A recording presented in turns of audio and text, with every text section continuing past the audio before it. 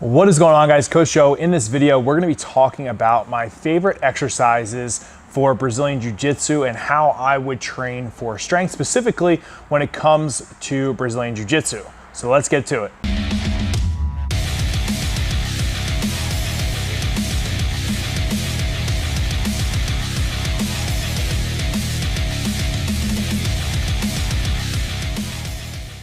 All right, guys, what is going on? Coach Joe here at the Lions Den, located in Hatfield, PA, right off of Route 309. So if you're ever in the area, come check out the gym. We love when we get visitors. So what I get asked all the time is, one, do you still do BJJ? And the answer is yes. I'll be doing Brazilian Jiu-Jitsu till the day that I die. It all depends on my strongman schedule, though. So I do have a competition coming up for strongman. So right now, Brazilian Jiu-Jitsu is probably just going to be 1 to 2 days per week at most, while I focus on the strongman comp. And then once the strongman comp is over, I'll increase that frequency just because I need to put my main focus into my strongman training, which that could be another video that I make down the road on how I manage to balance the strength training, the conditioning, and the jiu-jitsu all together. But in this video, getting right to the point, we're going to be talking about how I would train for strength when it comes to Brazilian Jiu-Jitsu. And I kind of break it up into some categories because there are so many exercises, but I'm going to give you guys the basis of which ones I would probably use the most.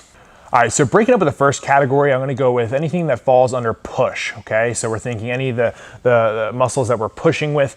So the first thing that stands out for me is gonna be some sort of bench press variation. Now, if people have bad shoulders or maybe their wrist or anything are banged up from jiu-jitsu, I would probably put them on a Swiss bar or a football bar or maybe a multi-grip bar just to play around with the different grips, and it maybe helps with any shoulder problems that they have. But I am a fan of bench pressing or benching variations for Brazilian Jiu-Jitsu. Typically for me, I probably would do either a close grip bench or a multi-grip bar bench or Swiss bar. And then I would also probably do a lot of floor pressing and benching, just because you do find yourself on the ground in that same position where you're starting with your triceps on the ground and you're pushing somebody off or an opponent off. So it just seems like it would transfer over to the sport a little bit better and really developing the triceps in that range of motion. When it comes to the shoulders with pressing, basically I still would like, overhead press, but I am a huge fan of push pressing. So I do like push pressing. I think it's a little bit more athletic than a typical strict press, and it's probably going to be a little bit more practical for the sport of jiu-jitsu because it is a moving sport. When you look at takedowns or pushing people off of you, it's always moving and it's very dynamic. So the push press would be a little bit more in favor for me just because it's a more dynamic of a lift.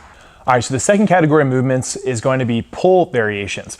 So we're gonna just answer the question that I get asked all the time is, should Brazilian Jiu-Jitsu athletes be doing deadlifts? And to be honest with you, I think deadlifts are fine for BJJ athletes. However, I do think that trap bar deadlifts are just easier for people to grasp, understand, and get right to work with. So for me as a coach, I think I would probably gear them more towards trap bar deadlifts. However, I think there are tons of different deadlift variations that can be used. I think conventional deadlifts are fine, but just for the sake of keeping it simple, I would probably use trap bar deadlifts. One other nice little perk is if you have a reverse hyper, you can use that to also strengthen the same muscles that are used in deadlifts. If you have a back tweak going on or you're just trying to minimize fatigue, a reverse hyper will strengthen the movements that a deadlift will without having a ton of compression on the spine. So if you want to throw that in on your training, you can do that as well. Now from there, I would probably go with rowing variations. Okay, we want to have a really strong back, and I feel like rows are just a great way to do that. There's tons of different variations, and the nice thing is you can play with a bunch of different ones to kind of see which ones you like and don't like. But I think if I was doing BJJ, I would be doing some sort of row variations, and I have a whole video on row variations you can check out right here. Next category is going to be squat variations and lower body exercises. So when it comes to BJJ, since they don't have to have a certain squat to perform for a competition because they can do whatever they want, I'm just in favor of whatever the athlete can do comfortably and they enjoy as their squat. So an SSB is a really easy one just because it helps anybody who has any shoulder problems, and it's more of a comfortable and simple squat to get into. I'm also a big fan of box squats just because it allows them to squat. Say they're having some issues with mobility for whatever reason, they can easily squat to a box and allows them to work those muscles, be explosive out of the hole.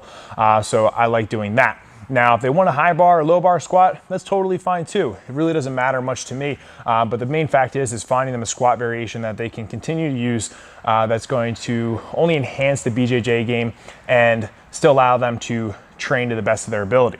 So on top of those squat exercises, something else I really like if you have access to would be a belt squat. So that is something that's going to be just like the reverse hyper and take off load from the spine, but allow you to put out a ton of power output in your training and still work the legs. So if you have one of those, kudos, get on one, and that would be a great variation to help strengthen the legs. Now to add on top all those exercises, I really feel like lunge variations are great for BJJ athletes, as well as some single leg work. So single leg split squats, etc. So if you're going for a takedown or trying to pass somebody's guard, just strengthening your legs as much as possible is going to be fantastic, and those variations help mimic that in practical use. The next category is going to be carries. I'm a huge fan of carries. So if you guys have farmer handles or can do farmer walks, I would really recommend that just for building the traps, upper back, the legs, and grip strength as well. There's sandbag carries, there's overhead carries, there's single arm carries, you name it, but getting some sort of carry work in is just going to be great and translate to the mat really well. Another category would be rotational work. So since jiu-jitsu is so dynamic and you're rolling around, okay, you're gonna be doing tons of different rotational movements. So implementing that in your training is only gonna make you stronger, especially if you're trying to do takedowns, right? Or you're fighting somebody standing up. You wanna be able to have really strong rotational force and power. So I like doing med ball tosses, rotational ball slams, or even using a landmine and doing different landmine exercises. I did a whole video on landmines and explosive work, rotational work, and I'll put that link right up here, so check that out. But I think those exercises will really help with the rotational game and strength. Just as a side note, one of my favorite tools to have, and this has been a tool that I've used in training my entire life, but I think it's great for wrestlers in BJJ, is sleds. Okay, so getting a sled, doing all different types of work. You can do strength work with it, you can be explosive, you can work on your conditioning, you name it. Sleds are just a very versatile tool that can be used to enhance your BJJ game. So if you haven't done any sled work, make sure you do, and if you've been neglecting it, get back on it. All right, guys, so there you have it. Obviously, I listed a lot of exercises and kept it kind of general, but as you can see, it kind of has to be general. It's very custom to each individual athlete, what they like and their preferences are, and what's gonna help them become the best athlete as possible. So play around with it. If you haven't used some of the exercises that I mentioned, throw them into your programming and just let me know how it works. But that is pretty much all that I have, guys. So stay lean, mean, strength machine. I'll catch you guys next time. Peace.